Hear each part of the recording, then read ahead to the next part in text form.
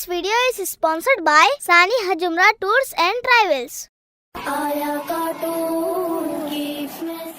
बहुत साल पहले की बात है। हजरत शेख अब्दुल कादर जिलानी रहमतुल्लाह अलैह जब छोटे थे तो उनकी अम्मी चाहती थी कि वो इल्म हासिल करे, इसलिए उन्होंने अपने बेटे को बगदाद भेजने का फैसला किया, जो उस दौर में इस्लामी इल्म का बहुत बड़ा मरकज था।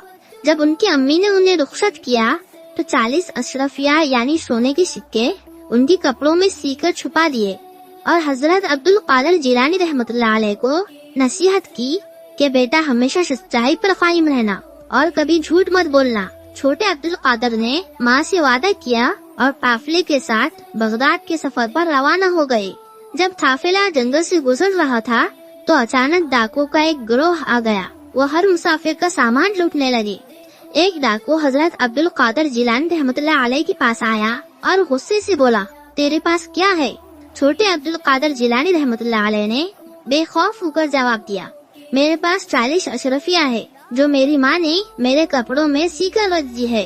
डाकू को यकीन न आया। उसने सोचा कि यह बच्चा मजाक कर रहा है, लेकिन जब डाकू ने उनके कपड़े देखे कि वाकई वहाँ अशरफिया मौजूद थी, वो हैरान रह गया और उन्हें अपने सरदार के पास ले गया। डाकू के सरदार ने गुस्से से पूछा, बच्चे क्या तुझे मालूम नहीं था कि हम लुटेरे हैं? फिर तूने हमें अपने पैसों के बारे में क्यों बताया? हजरत अब्दुल कादर जिलानी रहमतुल्लाह अलैह ने बेखौफ होकर जवाब दिया, मेरी माँ ने मुझे सिखाया है कि कभी झूठ मत बोलना, चाहे कोई भी हालत हो। ये सुनकर डाकू हैरान रह गए, उनके दिल कांप उठे।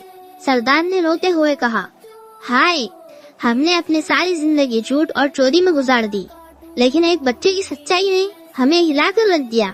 उसी वक्त उसने तौबा कर ली और अपने तमाम साथियों से कहा कि वो गलत रास्ता छोड़ दे। हजरत अब्दुल कादर जिलानी रहमतुल्लाह अलैह की सच्चाई की बरकत से पूरा डाकुओं का गिरोह तौबा करके नेक इंसान बन गया।